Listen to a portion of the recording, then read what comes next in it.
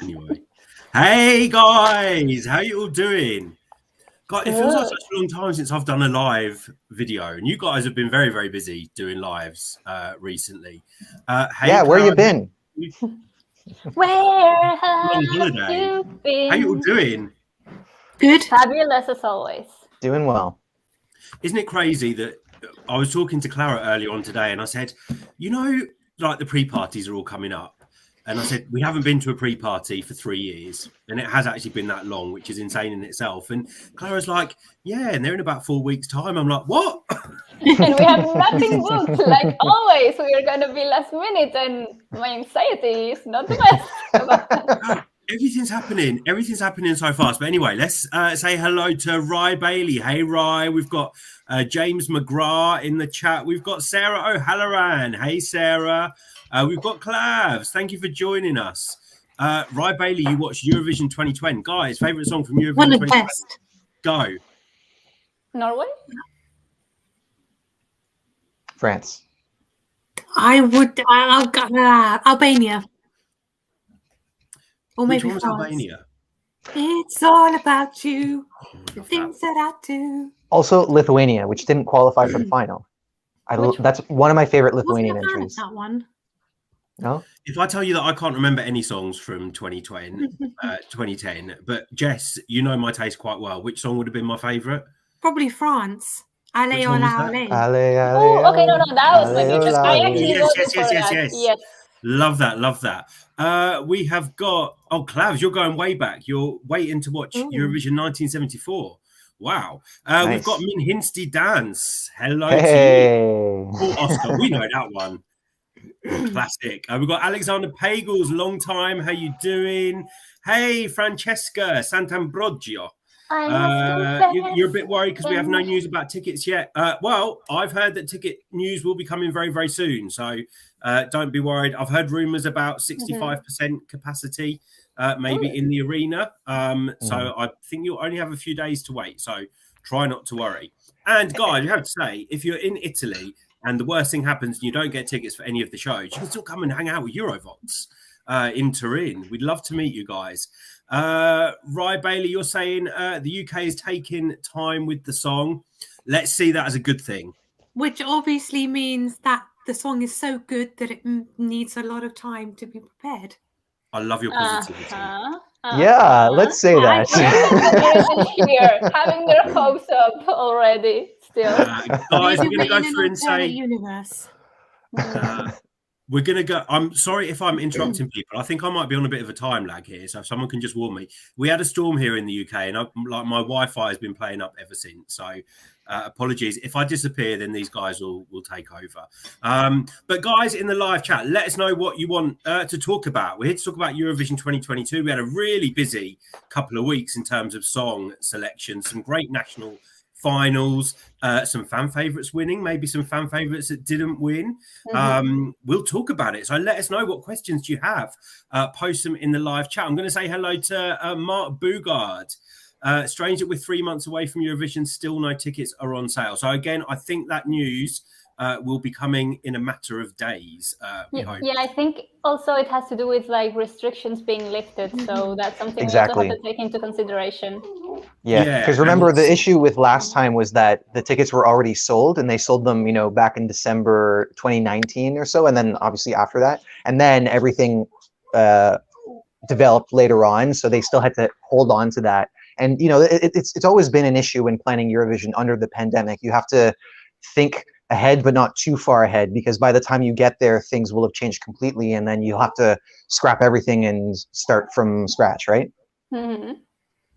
But we have had lots of exciting news about the stage as well. So we've seen some images of what the stage will look like. We've obviously had the slogan and the logo, the theme, Sound of Beauty, all very nice and Italian. I know there's mixed feelings on that from some people, but I really like it. Cleona, look, guys, we want to change this anxiety around the tickets to a nice positive conversation about Eurovision 2022. There will be tickets for sure. The ticket news will come soon, guys. So please don't worry. We know how much you guys want to be there. Hello to Gloomy. How you doing? We've got MDL. Wash hands. I'm sure that looks like an emoji on everyone else's. screen. We've got Ben Enti. Hey Ben, long time. We've not seen you. Alexander Pagels agreeing with you. Stuart, Lithuania 2010 is the winner. Which one was it? Let me know.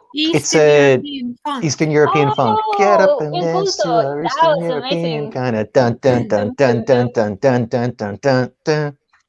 Is that where they had boxer shorts? They put Yes. their trousers Yeah, the down. glitter, The sparkly the glitter ones. Yeah. I remember that. Can we get one I'm gonna for this year? say Orla. Orla, I hope I've said your name right. Orla O'Rourke. Hey to you. We've got Agata from Latvia. We've got Euroboy 4. Nice to see you. We've got James Lewis. We've got Bosco V. Harry. I'm trying to say hi to everyone. Oh, I think he did freeze this time. Oh, so I think that's it. Sorry if I've frozen, guys. I'm gonna try and pick out some questions. So Sarah Halloran, we have to talk about this because it has been big news. You feel upset about the whole Alina Pash situation. And we still have no news from Ukraine. So it would be a surprise if anyone watching this doesn't know that Alina Pash withdrew from representing Ukraine at Eurovision. There was obviously some drama about some documents that were submitted. We were thinking they were going to make the decision at a meeting on the 18th, which was Friday. We've still not heard anything. So no official announcement about who Ukraine will be sending to Eurovision. But let's talk about the withdrawal of Alina Pash, because it was a song that I really liked. Stu, I know you were a big fan of the song as well. How do you feel about the kind of the whole situation around Ukraine? And it's a bit of a repeat of 2019, isn't it, really, in terms of the drama? Yeah, it definitely, seems very familiar to that year, and hopefully with a different result. Obviously, a lot of people are also just very, very aware of the situation that Ukraine as a country is facing right now. So it's there's a lot of tension. Specific to Alina Pash, I am sad that things have gone this way. It's difficult for me to really, kind of take a firm stance on all these things, because there is a whole backstory to why those rules are in place, and I think that some people haven't really considered that. It's been interesting too, because as I've had discussions with certain people from Ukraine, they have the impression as well. Well, it seems that not everybody really liked the song that much. They felt like it was a little bit too patriotic and on the nose. So not that really changes the situation ultimately, but yeah, I guess it's just a reminder that as much as we like to think of Eurovision as apolitical and separate from the world, it isn't. It's a tough world out there. Hopefully things don't turn for the worst. Hopefully, that Ukraine doesn't have to withdraw from Eurovision this year. Ultimately, with all things considered, Eurovision is not a priority. But yeah, I mean, I'm sad that things have unfolded this way. Obviously, Kalush Orchestra is is supposed to be the artist that will have the next opportunity. We'll have to see if that happens. I don't know. It's really hard to really think about how things are going to go, because it does seem so familiar to 2019. Let's hope that things don't go that way, though. Yeah, and I'm sure that Ukraine wouldn't want to go through that whole situation again in terms of having to withdraw the artist. And I haven't heard Kalush, or obviously with 2019, all of the artists that were behind Maruv in Vidbir had stated they didn't want to go to Eurovision when it was offered to them. I haven't heard anything from Kalush saying that they wouldn't represent Ukraine at Eurovision. But again, we don't know what else is going on behind doors. But yeah, politically, maybe it's not the same situation as before. So there's this added component that we have to take into consideration, that it's not exactly the same situation as Maruv. Is similar. It's a reminder, but there's more components this time around. Absolutely. But Jess, Kalush Orchestra. Yes. Your thoughts? I think they would make great Eurovision representatives, actually. They have a great song. They were one of my favourites from the final lineup of Vidbir, so I would be happy to see them take the place of Alina Pash, definitely. But I'm also sad that we won't get to see Alina. Yeah, I actually played Kalush's song to my mum, and she thought it was an official kind of Eurovision song for this year, and she said it's her favourite so far. And I'm like, this is so not a song that my mum would like. And she's like, oh, I like this. It's got a lot of go in it. I was like, oh, maybe they could. I think that song would do very well at Eurovision. So a shame that we don't get to see Alina, but Kalush's song, I freaking love it. So I would love to see that on the Eurovision stage. Jess, I'm going to come to you again. Is Switzerland participating in Eurovision this year? It's been silent.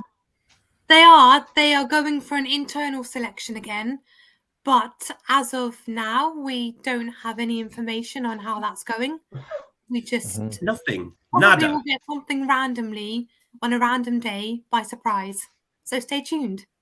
It's almost like they've forgotten. Yes. Well, I think that last time in 2020, like forgetting that 2021 was obviously special circumstances, but they were one of the last to reveal their song and artist. I don't think that they revealed too much before the actual song came out. And then they ended up being one of the favorites that year. So I'm not that surprised that they've been so silent. I'm obviously hopeful that they will definitely emerge as a favorite because we saw really great effort from them recently. So I'm definitely really excited to know what path they're taking this year. Well, you know, they've, like you said, they've been on a good path over the past few years. So it will be exciting. We've got to say hello to Flavio Girl, who's joining us, an Italian living in the USA. You must be hyped about Eurovision this year. Guys, ask us your questions about Eurovision 2022. Almost nothing off limits. Tell us what your favourite songs are so far. Let's have a look. We've got Adrian. Hey, Adrian. What do we think of Poland's entry for Eurovision this year? Do we think it will qualify? And what place do you think he will come in the semi? And what place will he finish in the final if he qualifies? Right, let's all have a go at this one. Clara. I like the song very much. I think he's a great performer. I think the song is very emotional and it's a beautiful ballad. It's very well performed. And I think it will qualify. Stu. I agree. I think that this is probably the best chance that Poland has of the songs that they've sang recently. This is their best opportunity to qualify. I do enjoy the song as well. I really like the melancholic feel of it, and his performance is one of the big selling points of it. Obviously, you know, there's still other things to consider, how they're going to stage it, because what we saw at the Polish selection was not really, you know, the kind of staging that you would send to Eurovision. But I think that there's a lot of potential there, and it's definitely one of the songs that I'm enjoying the most. Yes. I really like the song and I love his performance of the song that we saw in the national final. And I do think this could be a potential Eurovision winner. Even though we have hardly any songs yet, it just, watching his live performance, I think if they tweak the staging, make improvements to that, we could be looking at a win. Yeah, I have to say that I'm with you, Jess. If this won, I wouldn't be shocked or surprised. Again, we've only got like, how many songs do we have now? 16, 17 I think 18 now. 18. Enough to make a playlist. Yeah. This will definitely be top 10, I think, and it will be Poland's best result since Michal, I don't know how to say the name, since 2016, definitely. I think it will go higher. I'd be quite happy for this song to win. I think it's hauntingly beautiful. His voice is incredible. I agree with the staging. They need to do something with the staging. I think there's so much support for this entry in Poland right now that I don't think, or I'm hoping TVP aren't going to mess up the staging. I hope they think that they're potentially onto a winner and that they put all of their resources that they can into making the staging something beautiful, but still something quite dark, I think, because the song is dark, the lyrics are dark, and it just, you know, it gives you chills. But I compare it to Duncan Lawrence, and I don't know whether I should or not. I kind of get the same, the songs aren't the same, but I get the same feeling when I listen to it. So the good thing is that this song is so good and his voice is really solid. So even if the staging is very minimalistic, it can still make a great result for Poland. Yeah, and lots of our Polish viewers have told us that apparently he was ill when he performed on Saturday as well. So, you know, he wasn't giving it well, I mean, he looked like he was giving it everything, but maybe vocally he wasn't able to give it as much as he wanted to. So what an outstanding performance, if you will. And it makes you wonder, if that's his unwell performance, what would his well performance be? It must be even better, which seems difficult because that was good enough in my opinion. Yeah, I mean, I'm really excited to see Poland back in the final this year. I'm saying it now. I think they'll be in the final. What can I do if they don't make it through? Cry a river. Oh, good one. Let's say hello to Dan Clam. Hey to you. We've got Neil Error in the house. We've got Alexandros. Hello to you. Hi. Guys, if I am missing some of your questions, there's so many comments in the live. I'm trying to pick some out. We've got Gloomy wants to know. Well, it definitely doesn't make you gloomy, Latvia's entry. Jess.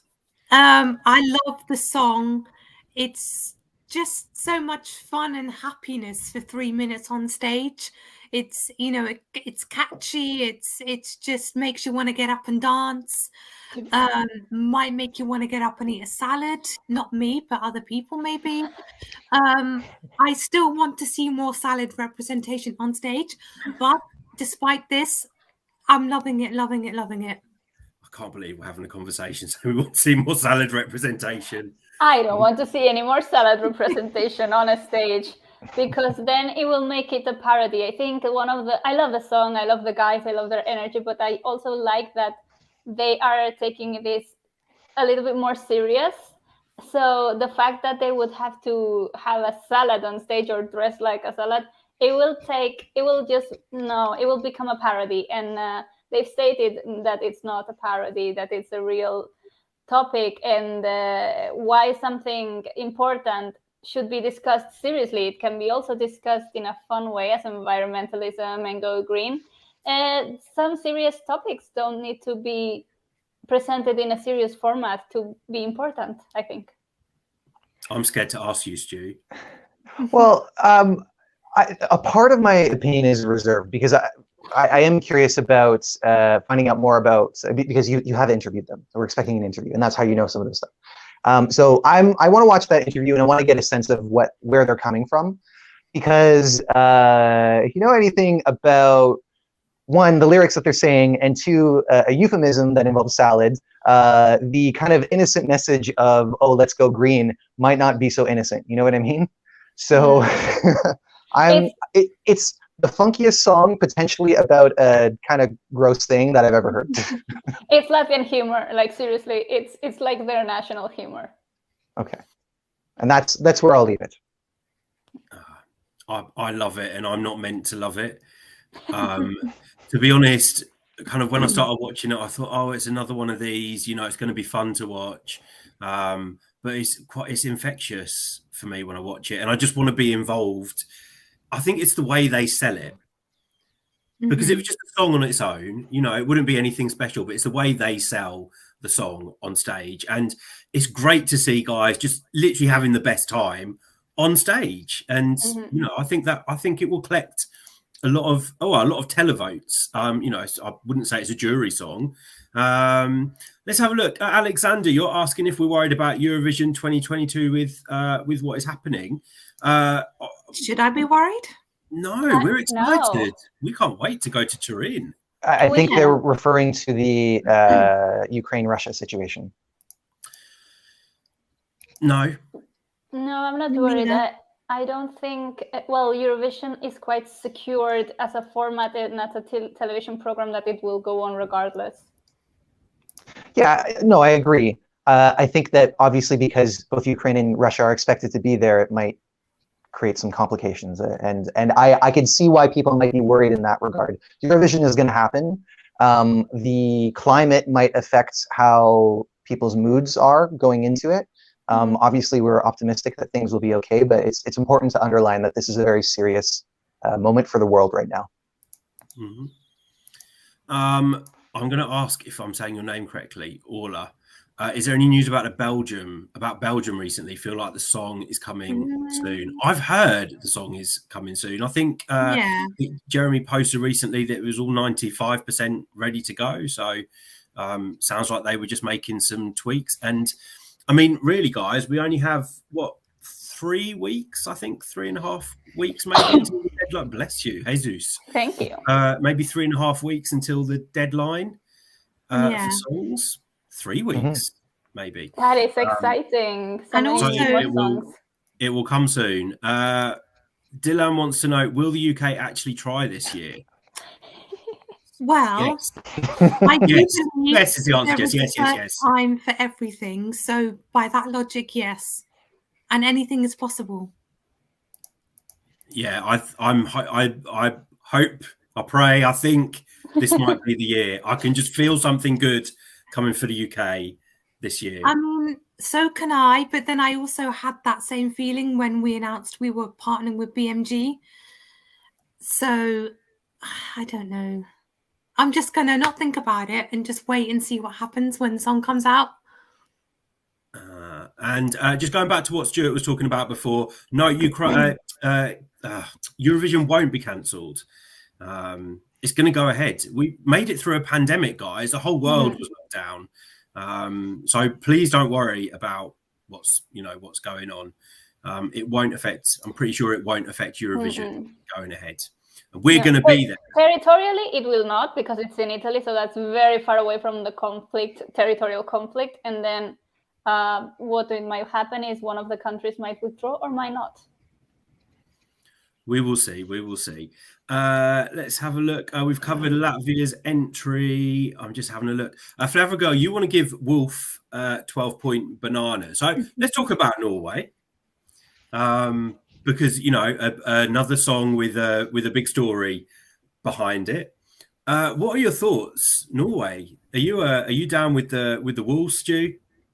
Not really. I think it's good for Eurovision. I just, since the very beginning, like it to me, because I don't really find it humorous, like I just find it this random association of things. And I know that people have this interpretation of it being about COVID and the vaccine, and you're supposed to give the banana to the grandma and the vaccine so that she's protected, which is fine, but I still don't find that very clever. And the song itself is pretty basic in my view. So if I was feeling the humor, or if the song actually had something interesting in the instrumentation, then I would totally be on board, but I'm not.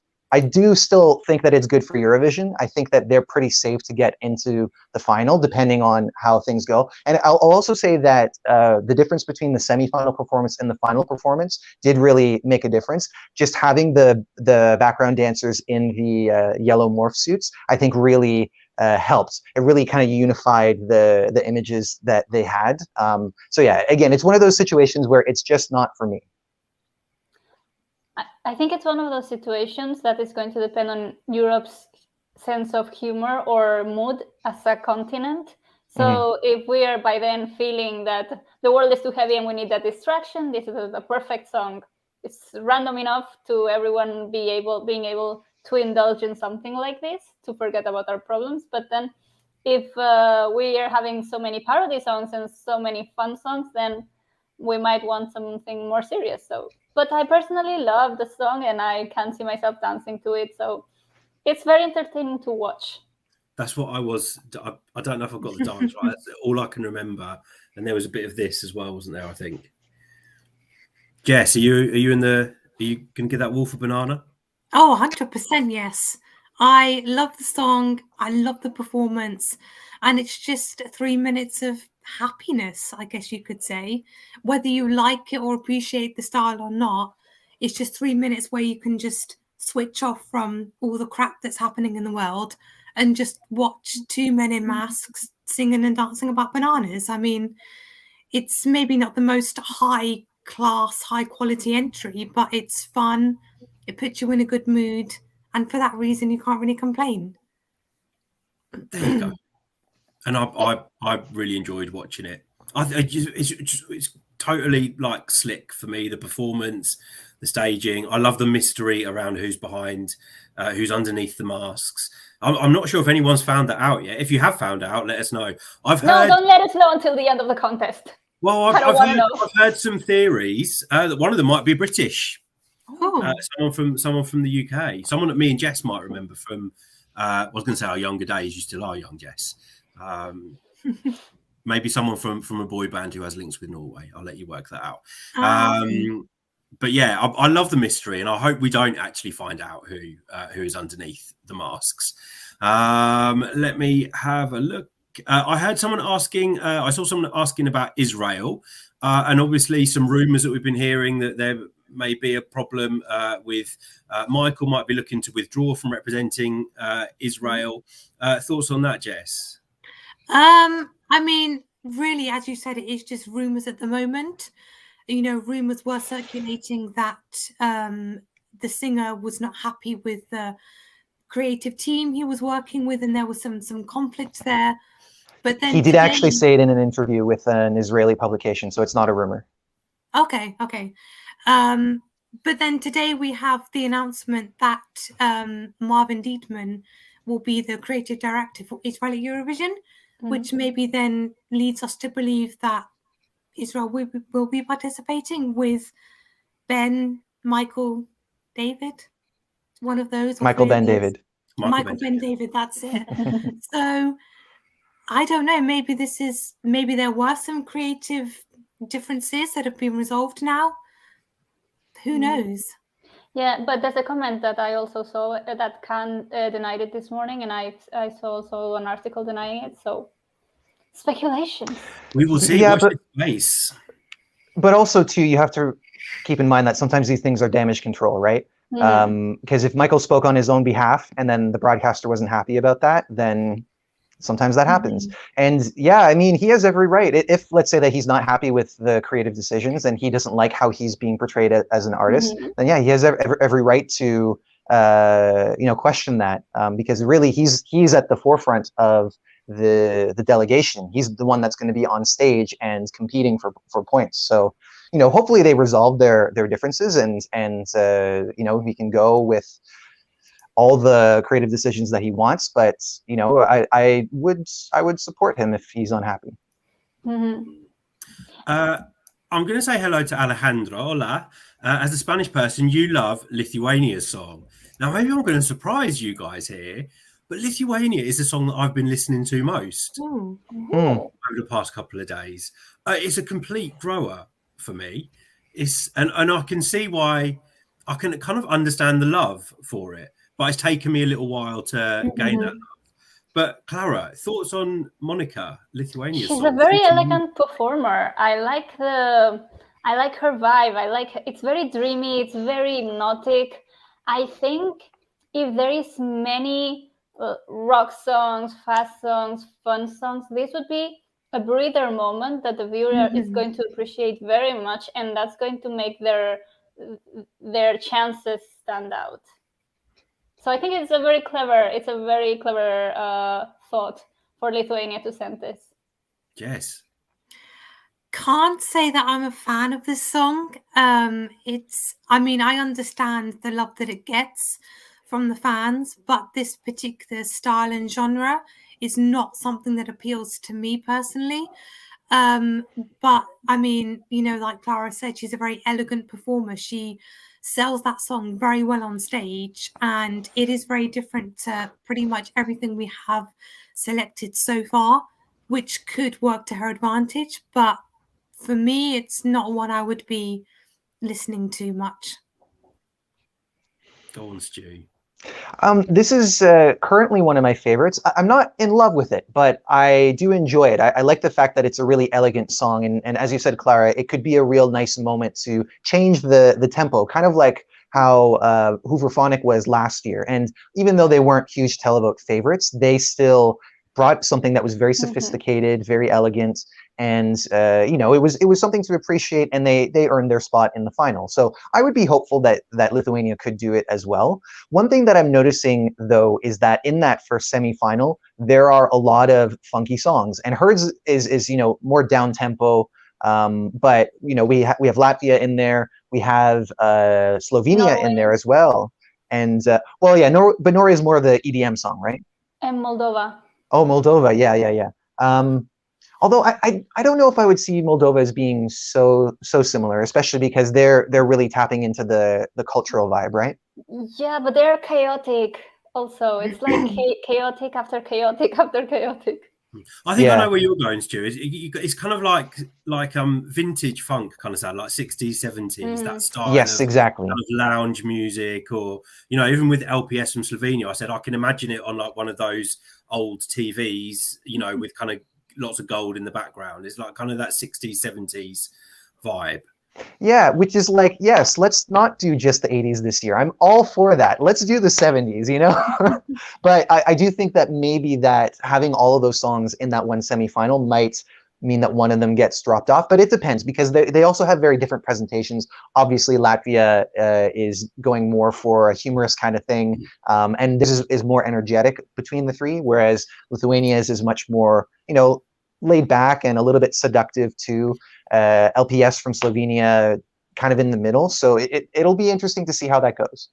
But let's also applaud the fact that she's already said it's not been translated into English. So we are going to hear Lithuanian on the Eurovision stage, which I'm very, very happy about. Stefano, I'm going to ask you just to clarify. Do you mean that I need to go on a diet after I've eaten carbonara with Mahmood, or before? If you're saying I need to do it before, then maybe I do need to lose a bit of weight. I am actually on a diet right now, though. There you go. Andre wants to know, is there a possible revamp of slow-mo? Who knows?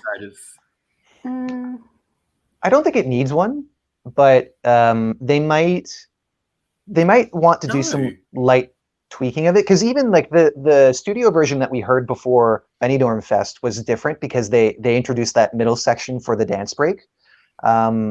So maybe they'll decide to change it up again, but it doesn't need it. And anything, if they do any tweaks, it should be really minor. I think that there's really not much you can do. Stefano, how dare you? I think, let's be fair. I think he's on a diet before. I think he's saying because he's going to feed you so much that you're going to need to have room. You're going to need to be very hungry so that you can. Right, I'm not taking it personally. I have a feeling that I might have gone a little bit red, but I'm very much looking forward. I think we're all looking forward to the food in Turin. And thank you to everyone that's reached out saying that you're going to give me carbonara. I can literally eat carbonara for the rest of my life. I can never have too much for it. So I would very much like to try all of your different recipes. And if you can cook it for me too, even better. Let's have a look. Actually, can I ask a question? Yeah. Yes. Cool. I don't know what anyone thinks of this, but it's San Marino. Achille, Lauro, guys, I want to know your thoughts. I don't know. Sorry if no one's mentioned this, or if someone's mentioned this. Actually, Flavio Girl has mentioned it. I've just seen a comment. If San Marino goes to the final, we might have another Måneskin-ish win this year. I don't think it's going to win, because the comparisons of Måneskin are clearly there. I don't think the lyrics of the song are as strong enough as Måneskin, but it's very visually engaging. And I look forward to learning the lyrics of the song so I can sing along, because I'm very curious about the whole show. I just look forward to taking my clothes off. Anyway. My thoughts are exactly as Clara's, because I think, we've talked about seeing a resurgence in rock entries, and we've seen a number of them in national selections. And then I think currently we only have one from Bulgaria, which, let's be honest, a lot of people have kind of written off already.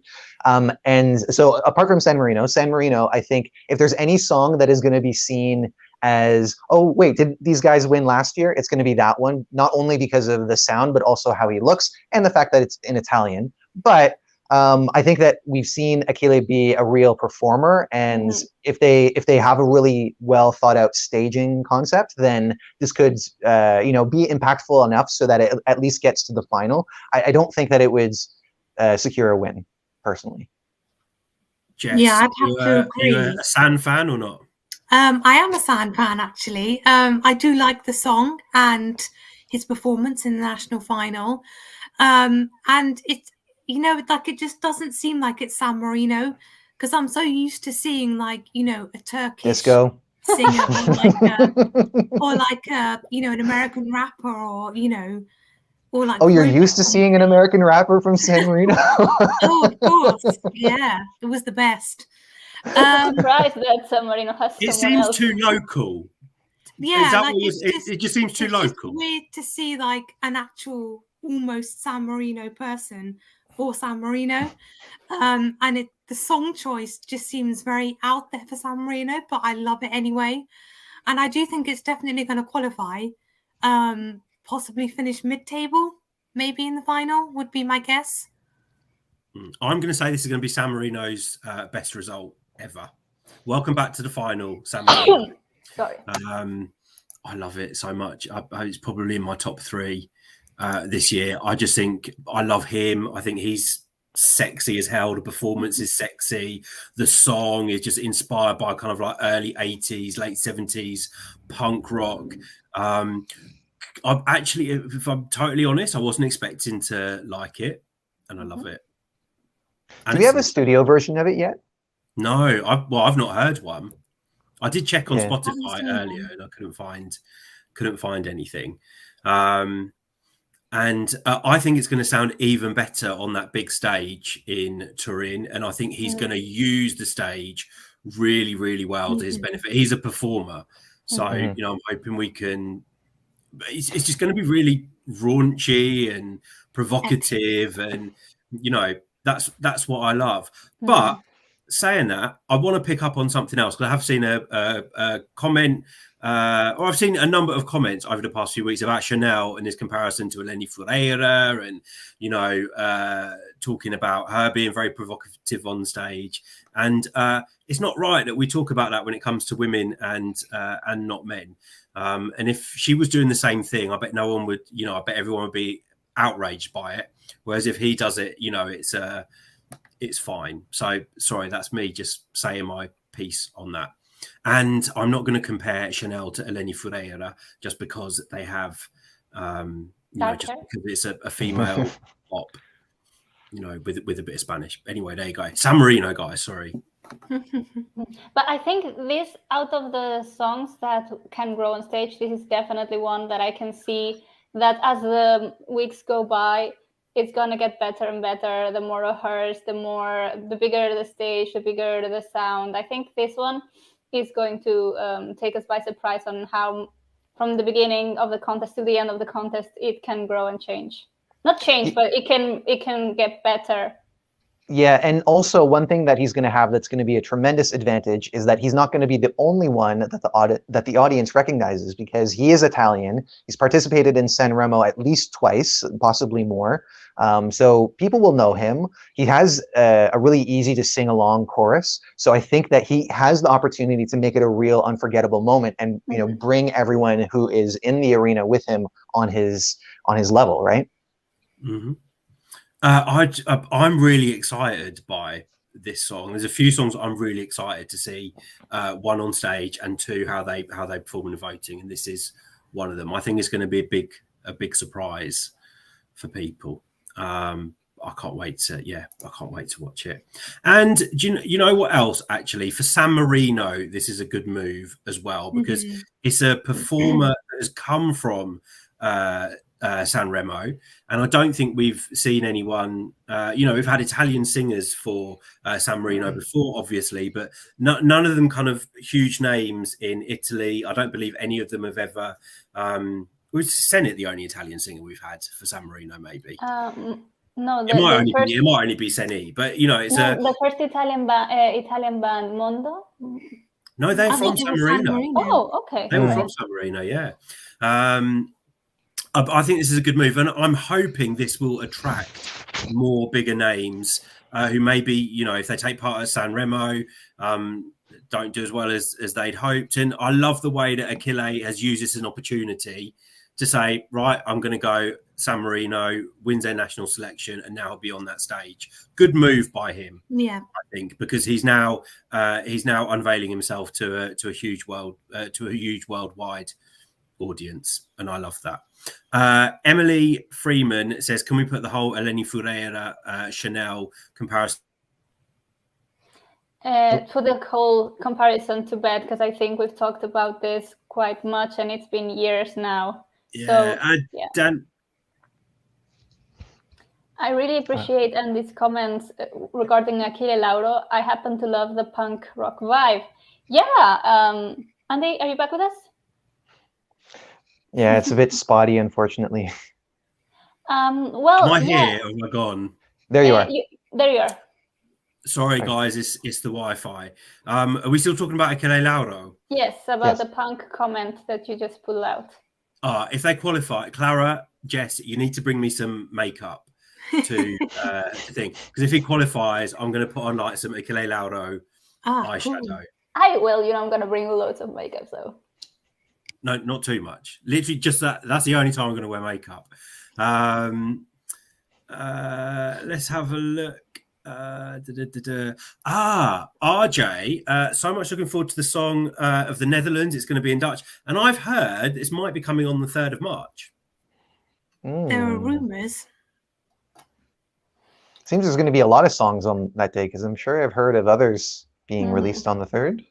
I might take a day off work. We've of course it's S-Teen, isn't it, with this song in Dutch, another one that I'm looking forward to. I've heard lots of murmurs, guys, about the song quality isn't great this year, etc., etc. I do still think we've got a number of good songs potentially on the way. Stu, I know you're looking forward to this one.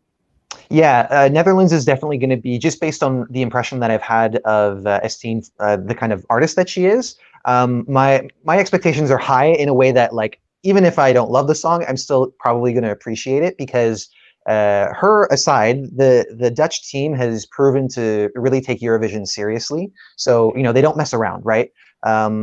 So yeah, that's definitely one that I'm looking forward to. And then just to address the comments about the songs overall, I kind of see where people are coming from. And I have to admit that for myself, there aren't too many songs that I love. There's quite a few that I like, but as far as the songs that I love, I'm pretty sure that they're going to be selected towards the end. And even like the selections that we already know the songs from, like Australia, Portugal, Finland, I'm probably forgetting some other ones, but those ones I think are going to be, they have lots of great choices. So once those songs get selected, I think that my personal favorites will solidify a bit more, and I think a lot of people are going to like what they choose. I'm just going to say hello to Karen's, who we've not seen for a long time, who says that you're meeting Achille live. Where and how? Ooh. Are you going to know. Eurovision then, Karin? Maybe he's going to Turin. Oh, you're going to Turin? Well, I hope you do get to meet him there then. We'll talk about Poland again, because I know there's a lot of Polish people in here. We did already speak about it, so we'll come back to it again shortly. I'm just going to mention Croatia. I did see a comment, someone asked us what we think about Croatia's song, whether it's going to qualify. Stu, you were watching Dora very closely on Saturday. I were think just so. watching it on Saturday. Sorry, not very close. You just watching it. I was very close to my TV. No, I think, yeah, exactly.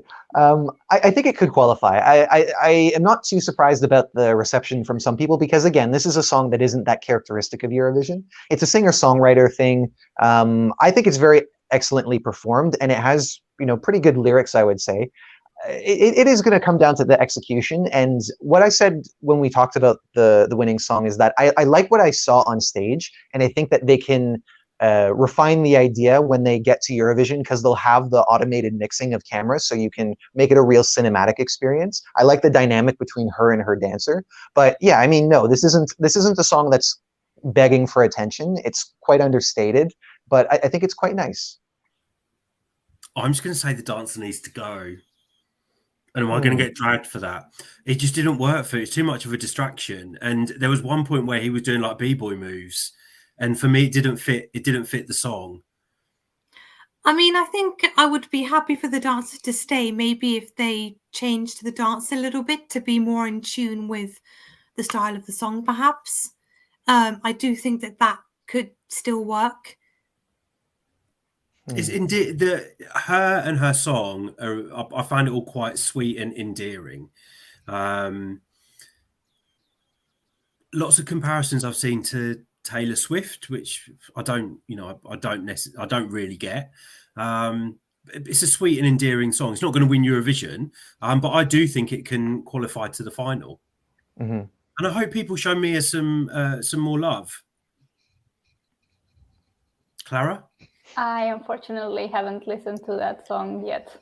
I know, I'm a really bad Euro some fan. catching up to do. I need to catch up. I need to catch up on most of the things that happened this weekend, except in Norway, because that one I did.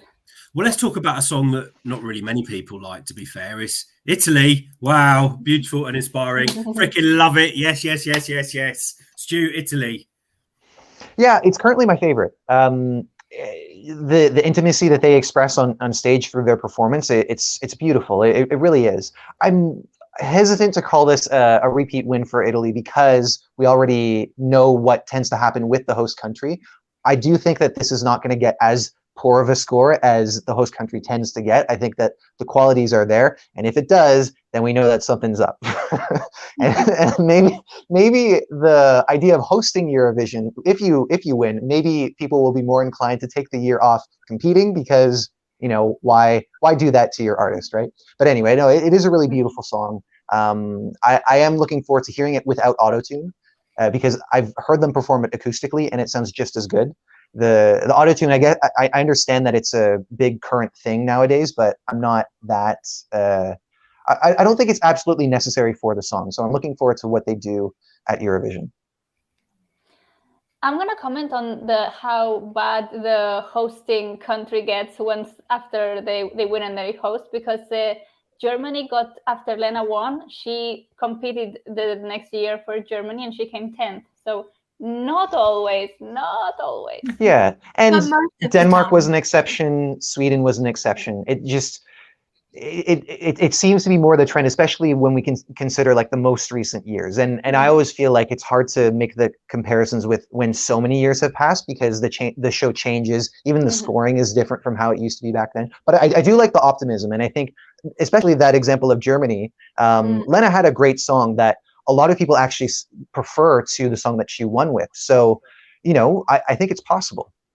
And to add to that, though, I think what you're saying as well, Stu, that it's not been bad songs that have done badly in the hosting year as well. I mean, I'm thinking, you know, Portugal 2018 didn't deserve to come last. I know people have mixed feelings about Kobe in Tel Aviv, but you know, it was an outstanding and emotional performance. And then Jonggu in Rotterdam should have been nowhere near the bottom of that scoreboard, in my opinion. It was a great song, and I actually thought that was going to be the one that broke the curse. If I will say, and then Jess, I'm going to ask you what you think of Italy, but I will say if Mahmoud and Blanco get a really, really rubbish position this year, I'm done. I'm flipping it. We're closing Eurovoxx. Yeah. Jess. I really like Italy's song this year. It's one of my favorites so far, which doesn't normally happen with me in Italy. But yeah, I mean, their Sanremo performance was beautiful. The way their voices harmonized together is just like, I want to say an orgasm, if that's even a word. Like, well, it is now. And I like it. It's just beautiful to listen to watch them performing together on stage. You know, they kind of make a good duo on stage. They have a good chemistry together. I do think they could break the curse of the host country and do well. I genuinely believe this. And yeah, I don't think it's going to win though, but top 10 I could see. I wouldn't be upset if it did win though, to be honest with you. I don't like, would I be happier with Italy winning a second time than when they won with Måneskin? I don't know. I mean, it basically would be happy because it's Mahmoud and I love him and the song is beautiful and I don't know. You get 2 times carbonara.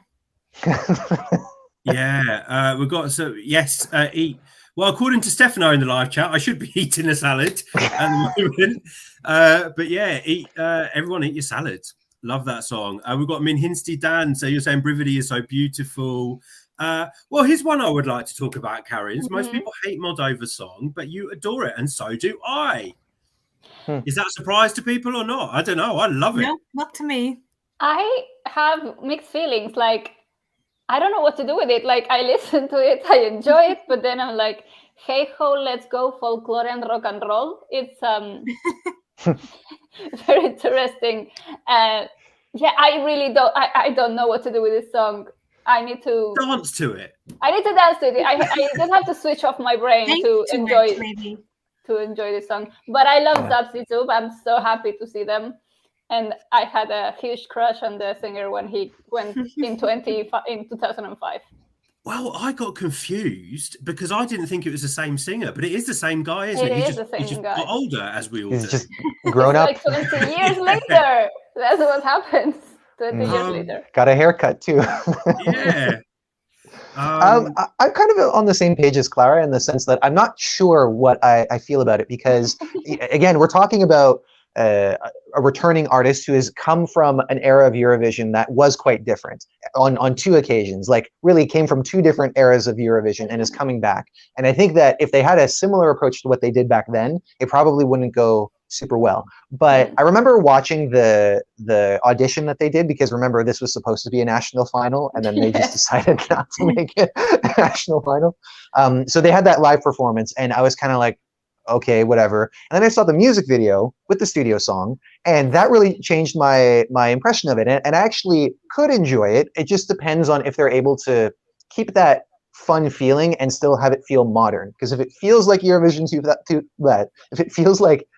2005, I'm probably not going to like it that much. The thing is, we've not seen it staged, and obviously, when they performed it as part of the Moldovan process, they weren't really staging songs. It was kind of an audition. Yeah, exactly. But we get a good sense from the music video as to what what they can do on stage, and also from their previous entries as well. They've always been a lot of fun. I mean, I've loved Grandma. The Grandma Boudica song. I wasn't the biggest fan of So Lucky, but it was still catchy. But I really like this, and it's what I love about Moldova at Eurovision. Like sometimes they just bring us something like this, and it completely works. Like horror, what is it? Horror in Moldova. Oh yeah. And it's people look at this and think, it's another parody song, it's another joke entry. But actually, no, this really represents Moldovan culture very, very well. And this is the kind of music that you do here in Moldova. And I can vouch for that because I've been there and it's the kind of music that's playing on the buses I was on. And it really excites me. I'm going to mention a country that probably we've forgotten about because it was so long ago now. Can anyone guess? Czech Republic? Could it be your secret? Albania? Yeah, Albania. I've lost the comment now. Oh, no, sorry. Blerina Malachi, you're saying Albania is your favorite so far. I feel like no one's spoken about Albania for a little while. So, Clara, let me come to you first. I like it. It's like she's mixed so many styles in one song. Is this the song I'm talking? Yeah. I was like, we haven't talked about Albania in so long. Yeah, definitely. Maybe I've forgotten to. No, but I loved it when I heard it. I loved the performance. I like her energy. It's very difficult to put so many different styles and blend them so well together and go from one to another one so effortlessly. So I'm very curious to see how this performs on stage and how this does with the Eurofans. And Jess, we've got a revamp on the way. Yes, we do. I love the song as it is now, but I am very excited to see what they're going to do with the song. I think we are going to have more English included, but as for kind of the instrumentation of it, etc., it will be very interesting to see how they transform the song, because for me, it's already great anyway, and I can already see this qualifying. So I'm very excited, as I just said a million times. A million boys. Stu, and she's been working on the song in the UK as well with UK producers, I believe. I didn't know that aspect, but yeah, we tend to expect a revamp from Albania, and usually I would say in almost every case, the revamp has elevated the song in some regard. So I am really looking forward to seeing what they're going to do with the song. I also kind of like it as it is, and I do wish that they were going to keep it all in Albanian, but I understand that, having a little bit of English, it's kind of a Eurovision thing, so, whatever. But I am excited about this also for the fact that it is very out of step when we look at the kind of entries that we've seen for Albania. So, this could be the start of a change of the attitude, especially if it does well. And I think that it does have the potential to do well. We just, obviously, there's certain unknowns that we have yet to see. I'm curious if they're going to work with Sacha Jean-Baptiste, because I really liked the staging that Albania had last year. I think some people felt that maybe it kind of leveled off at one point and didn't excite them that much, but I loved the darkness and the smoke and the washes of red and blue light on her. I thought it was really tasteful. It was very elegant indeed. Sorry, did I disappear again? Momentarily. No, you just nodded super fast because the image was synchronizing, which was... I did kind of disappear. Yes, I'm sure I agree with whatever you were saying, Stu. Yes, you would have agreed. What were we talking about? Albania. Yeah. Mm-hmm. Yeah, really like it. I think it's have you finished saying what you're saying? Sorry. I did. Okay. I really like it. I think it's an important song for Albania because I think this is the start of a new direction for Festival Kunges as well, which I think is really important. And this whole expectation that you're going to get a big kind of power ballad by a great male or female vocalist, I think we will see more styles now. And they've been toying with it over the past few years with Festivali Kunges. You think, we've had kind of Metana from Elvana. We've had, kind of some more poppy songs from people like Mirud. Mm-hmm. Oh, there you go again. Yeah. Okay. And FIK is going to be going in. You lost me, but now you're back. What I said, I can tell you. Great for Albania, this song, New Direction. Mm-hmm. We've got some Moldovan stands. We've got Lucia, you're saying Moldova's making you joyful. ESC Matt Gaga, hello to you if we haven't said hey already. Doridos is a standout Moldovan entry to you. Love it. RJ, you're loving Moldova's clip. It's like a mini movie. I think it's really well done, and I would love to see that translated on a stage. I don't think we will get that because production-wise, it might be very difficult, but would love to see that. I mean, this is a bit of a reach, but I don't know if any of you have seen some of the Melfest entries this year.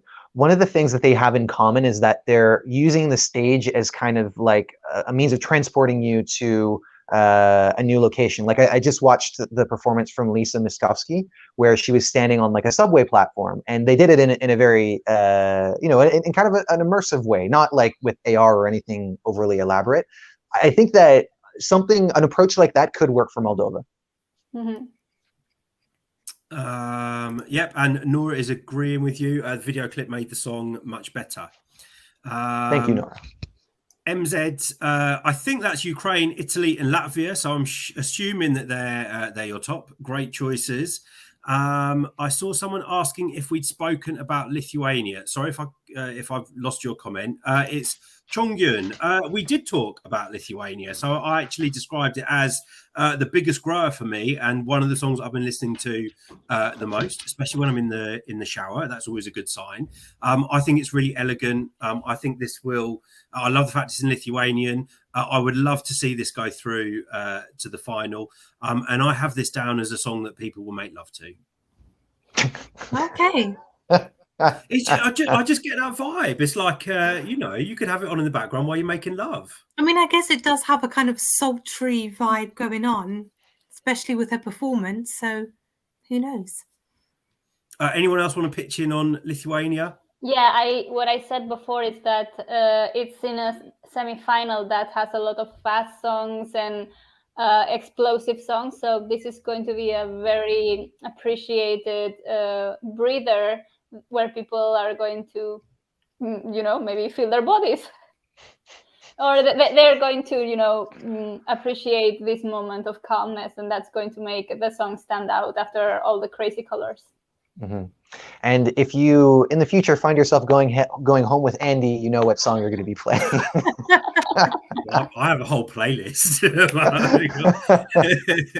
I have to say hello to Vermeline 108. I think you're saying Ukraine, Poland, and San Marino are your favourites, and you're from Estonia. So hello to you. Stuart, there was a comment which I can't find now, but someone wanted to know what you think of the songs from Festival de Canção. this year? Ooh, this is, I think, one of the strongest years that we've seen for Festival de Canção. And Clara joined me in a video when we talked about it on that first evening. Yeah, a lot of songs that I'd be very excited to see. I think Ciro is probably going to be one of the contenders. Also, lots of excitement about Pongo and Tristany. Mr. Driver, I think. Yeah, the Mr. Driver. I like Ines that one. with Fome de Viagem. Yeah, I mean, I'll have to look at the list again, but I am really looking forward to it. It's a long wait for Festival de Canção, but yeah, I'm excited about it this year. And I'm sorry, whoever asked, I can't find I've frantically been trying to scroll to find your comment. So thank you to whoever asked that question. I have found this one, which you froze again. So Andy, you might have to repeat the question. Oh, Okay. there it is. This question intrigues me. What do you think of more representations of farmers and what do you think of truckers? more representation for farmers?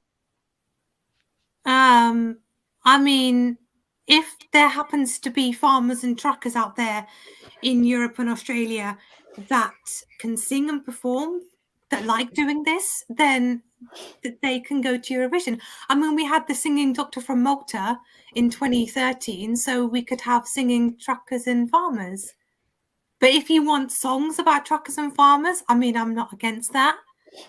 For any songwriters considering for Eurovision next year, why not? Something different. Yeah. Well, this took a very interesting route. Yeah. Am I here? You are. Yes, you are. You are. We're just. You are. Am I here? Yes. You are. Oh, so, dear. Okay. if anyone wants to let us know a bit more specific what that comment was about, let us know. Maybe it wasn't to do with Eurovision. I don't think it had to do with Eurovision. I just got really confused. Verena.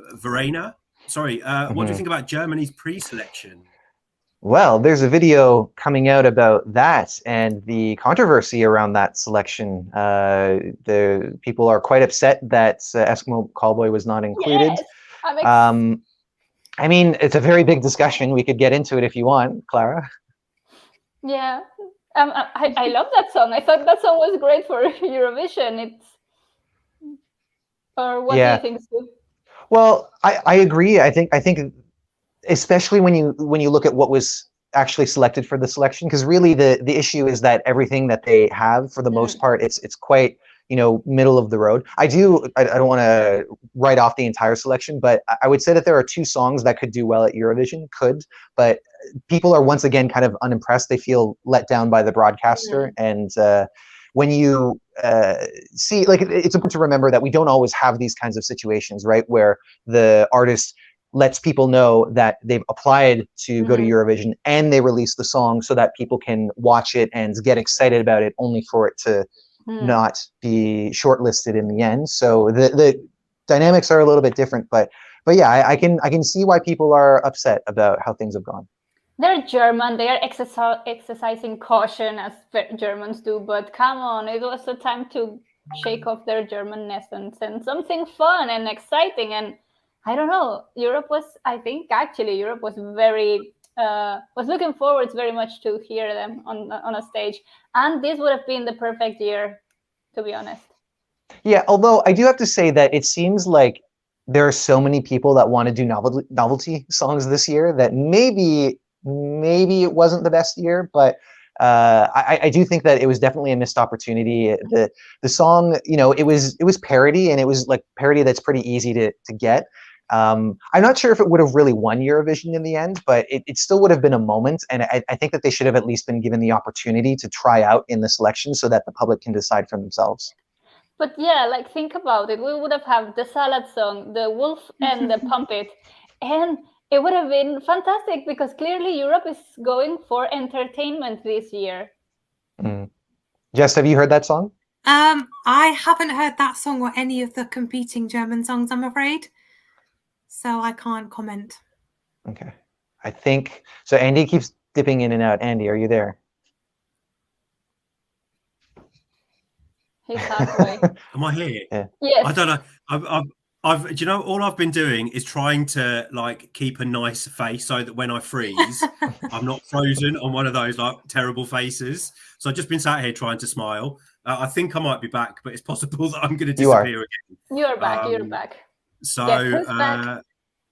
I'm going to pick up. I have no idea where you guys left off. So, have you spoken about Germany? Yes, we did. We just finished actually. Clavs wants to know our favourites so far. Here's a Norway, Lithuania, Malta, Spain, and Slovenia. So, who's going to go first? I like Latvia. And Norway. Latvia and Norway, actually. Currently, Italy, could be Ukraine, depending on if they show up. Mm-hmm. My favourites, I would go for Latvia and Norway and Albania and Italy. Do you know, it literally warms my heart that Jess has Italy in her top, because I'm not sure if I've ever heard that before.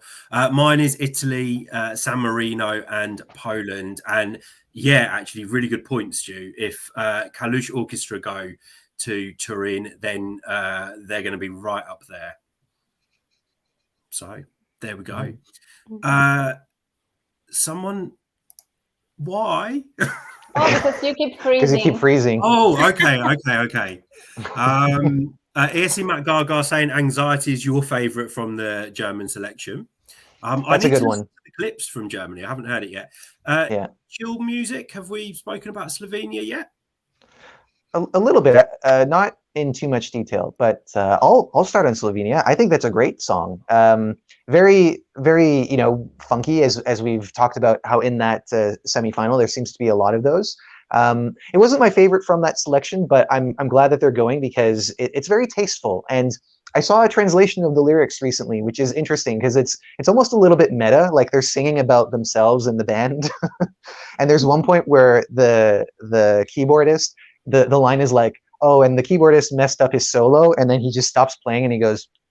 He was my favourite, the keyboardist. Yeah? Yeah, because he's quite a bit crazy, isn't he, in his performance? Not crazy, but I might be thinking of the wrong song. Maybe. They were all I don't know. Like, suits. Bow ties, yeah. Yeah, I enjoy the song. I am curious about how it's going to do at Eurovision. I don't know. There's going to be more to see, I guess, but I like the fact that we're still seeing lots of bands, because I remember that was one of the comments of last year, and I believe all the bands made it into the final. So I'm glad that regardless of what genre they're playing, that people can enter Eurovision as a group, even if they won't all necessarily be singing. Yeah, I like that what you said, that we're going to see a lot of bands performing.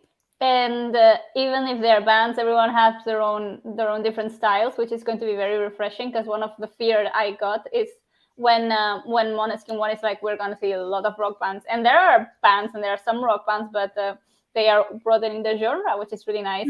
And I like that you've told me what the lyrics are about, and definitely it's very meta, and I appreciate the sense of humor of the Slovenian band.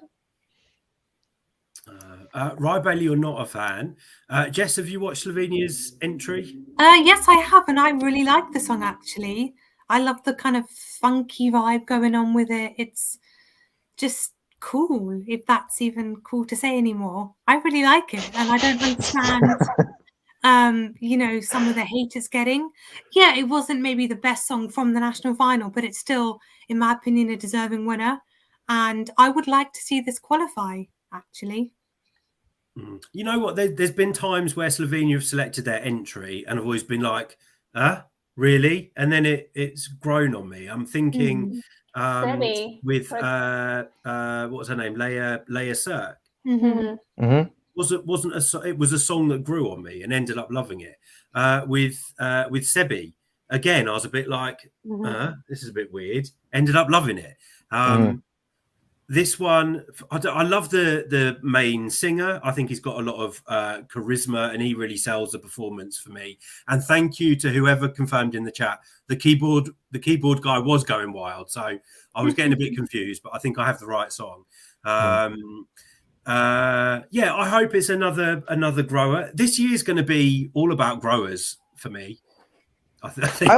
Also, it's a grower, not a shower. But I do love a grower. Good to know. I'm just gonna not continue my thought. Go ahead. What I want to say is I like Slovenia's approach to Eurovision because they lately have been sending songs that have been very different. I felt like last year was a little bit out of step with that because it felt kind of more of a typical Eurovision ballad. But even before with Ana Sokoc's 2020 song and Sebi and Lea Sirk, Lea's from the year that I was watching Eurovision for the first time, and she was, I think, like third in the running order, and she was really like the first bop. So I got to experience like, you know, the whole light show and everything, and it made a really positive impression on me. So yeah, I've always had a keen interest in what Slovenia is going to do, and even though their songs are not always like begging to have all the attention, I like that they try new things. Yeah, and you know, if I have to remind myself what I said after Eurovision last year, and that was, I hope we get a really diverse Eurovision in 2022, and it's proving correct at the moment. We have got kind of very diverse musical styles, and you know, is that impact from 2021 and Måneskin winning with something, you know, very, very different? I don't know. Maybe it's just the way musical tastes are changing. I think because Måneskin was so different, that encouraged a lot of people to try different things this year. Yeah, and I won't be against that, because it's what I was asking for in 2021. So if you ever hear me complaining about the songs this year, or you know, just remind me about what I said in 2021. But I'm loving the diversity, and that in itself is going to throw Eurovision wide open this year. I think. I mean, we've still got lots of songs to come. I just have to confirm that I wasn't comparing the LPS song to Sebi. I'm just saying it's more left field. So, you know, there is not mainstream. Dragan Glusac hopes Origami goes to... Is that Germany? No. Is that from Serbia or Romania? Yes, Serbia. Ah, okay. Has anyone heard it? I have once before. From what I remember, I enjoyed it and I liked it, but it's not my favorite from the Serbian selection. Of course, that's coming up next week, isn't it? We've got the 2 semi-finals and then the final. And Finland is also having their final on Saturday, so I'm really excited for that. And well, I'm really excited. I've heard it sounds like one of the best national selections we're ever going to get. Yeah, there's so many genres. Go ahead, Stu. Well, I'm just going to say, yeah, so many genres, and also an example of how to do a selection that's short and sweet, and that feels like everyone is more or less evenly matched. What was that? Nothing. Nothing appropriate. Nothing appropriate. I shouldn't have said that. Anyway, it was short and sweet, and I think you just hit the point because we have so many styles to choose from, and they're all really in their own genres. They're all really well done and classy and very well performed. I'm very curious, Andy, Jess, and Stu, which are your favorites from Finland? Go first, Jess. Well, you could obviously guess what mine's going to be. The cheesy dated poppy one. So, which one would that be? Was that his name? Tommy? Oh, Tommy. Okay. Okay. Oh, Tommy.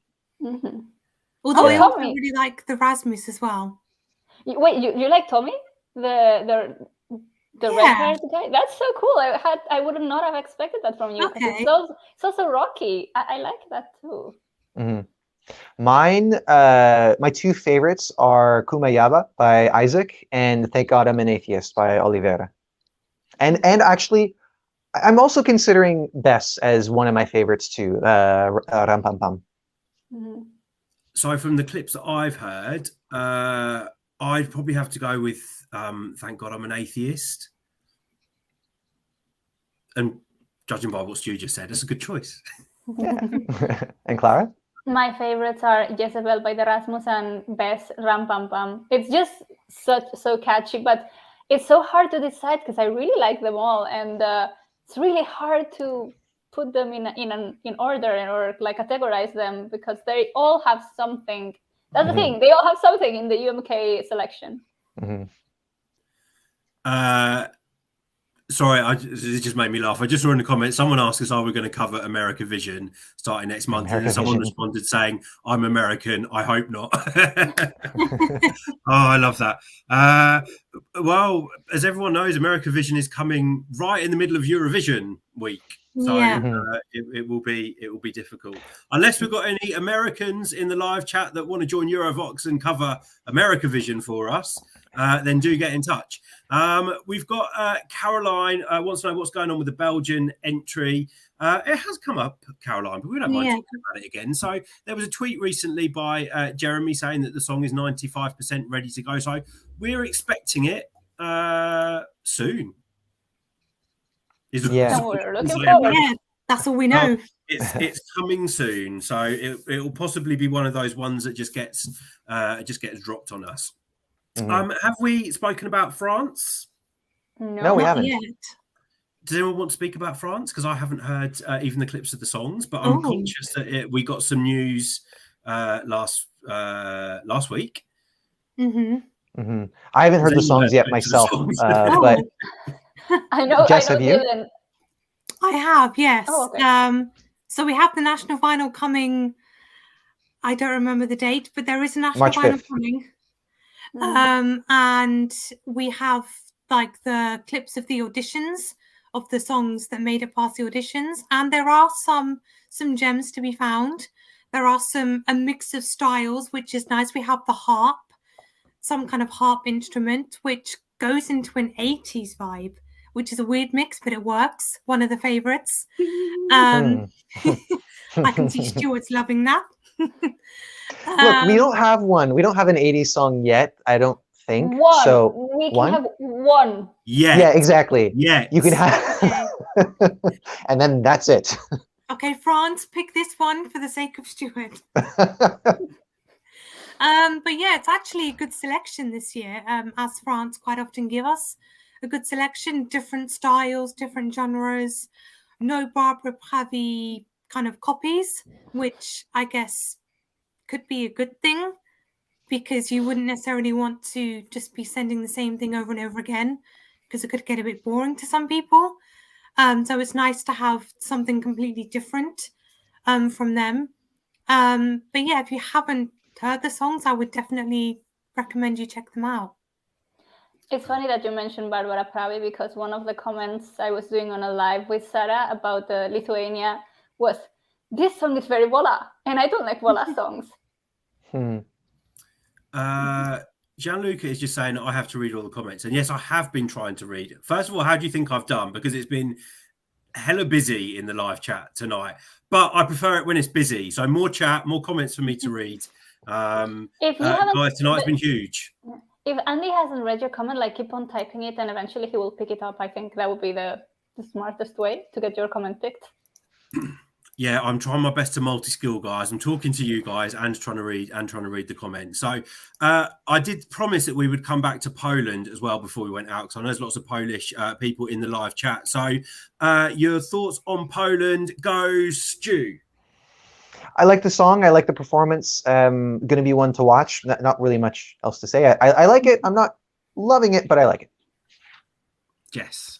I love the song. I loved his performance in the national final. And I think this is a potential Eurovision winner. I am not so sure that it's a potential Eurovision winner, but I really like it. I think it's beautiful. It's haunting. It's hypnotizing. His voice is amazing. He's very charismatic. And honestly, I don't think the staging needs to be something that will blow our minds, because the song by itself and the singer work very well. This is a good singer and a good song paired together. Mm-hmm. Pretty much everything that Clara just said, add in some beautiful staging, and I do get winner vibes from this song. It doesn't mean it's a definite winner, but if it did win, it wouldn't surprise me. I really, really love it, and I love his voice. Guys, we're going to do quick fire questions, and then we have to go because my voice is going dry. My throat is going dry. Sorry, Stuart, your favourite from Festival de Canção again? Ciro, ainda nos temos. And that was from João Paulos. Rye Bailey, do we think Ireland will qualify? Jess? I think if they revamp their staging, then they could qualify. Yusuf wants to know about Iceland. Anyone listen to the Icelandic songs? Yeah. I've heard one. I think there's a good bunch of songs in there. None of them on kind of Daddy Free level, I would say, but still a good mix of songs that could get Iceland into the final. Daniela F, who do you think Serbia will send? I hope they will send Sarah Joe, but we will see. Lots of people. We've got here Diego saying Serbia could send Sarah Yo or Zorya, and they would crush it in the final. Caroline, I think you're talking about Poland when you're saying winner vibes. We've got simple things. I saw you in the live. Hello to you. I can't find your comment now. Hero is saying that we should check his Christian Ochman's final performance in The Voice of Poland. Someone tell me, is it Ochman or Ochman as well? Ochman. Mm-hmm. I'm sure I see. This is why I got confused. That's how I would say it, and then I'm sure I saw someone else say no, it's pronounced this way. So I'm going off of what Dorota told me, and she's Polish, so Ochman. I trust her. Okay. Yeah. And I trust you. We trust each other. Opinions on Australia Decides, because that's coming up this Saturday. Mm-hmm. I haven't heard any songs. There's still a few that I'm missing, but I've heard most of them because this is one of those selections where they trickle out over like the period of 2 months. My favorites so far are Voyager and Jude York. There's a few others that I also enjoy, but those are my two, the ones that I'm most hopeful for. Mm-hmm. And that's it. Sorry. This time you didn't freeze on purpose. Yeah. Caroline is saying UK. We have and no I'm going to news. say who knows, but we hope we find out soon, and we're hoping for something good, please. Flavio Girl wants Ed Sheeran or Sam Smith. Adele would be lovely for the UK. Well, I'm going to be honest, I'm not the biggest Ed Sheeran fan, and I'm like, am I going to get dragged for saying like I'm the total opposite of a Sam Smith fan? Adele would be amazing, but of course it's never going to happen. But there's so much fresh talent in this country. So I hope we get some fresh talent, someone that can perform well on stage with some star quality about them, with a modern commercial, fresh, raw song. That's literally everything I'm throwing into my UK basket. But guys, we must go because I've kept these guys up far too late now. So I was just thinking, what question could I ask you to sign off with? Out of the songs that we have now, Clara, winner. Oh, winner. That's such a terrible question. That's so hard. I'm going to go Norway because of the hype. Jess. Poland. Stu. We haven't heard the winner yet. That's all I'm going to say. That's actually That's a good answer. Actually, that would be the right answer, but... Yeah, I mean, potentially we might have heard the winner, but it hasn't been selected out of the pool of countries to represent the country. So then, let's say, for example, I would love that. I'd have to interview her. And it would be the best interview ever. But I was going to say, Stu, imagine that like Eurovision this year was just the songs that had been selected. Mm-hmm. What one then would win? Yeah, well, I mean, that's the thing. At this point, it would be Italy. But as I've said before, I don't, because of the host country thing that we always think about, I don't see them winning. Again, we would love to see them get a great result. But yeah, that especially for that reason, because I see that as one of the best songs. That's why I feel it feels weird to try and choose another one because I don't feel nearly as confident about the other ones, even though I think they're good. Because there can only be one winner. Yeah. So Maybe it's a tie this year. Oh, can I do a tie then? So it's going to be between San Marino and Italy. There you go. Ooh, that would be a terrible tie. But really, I think out of the songs we have, it's I don't know, you can't discount. Oh, it's so hard. I was going to say Norway, maybe Italy. I was going to say Italy, but you can't discount Norway. I think that will go down really well.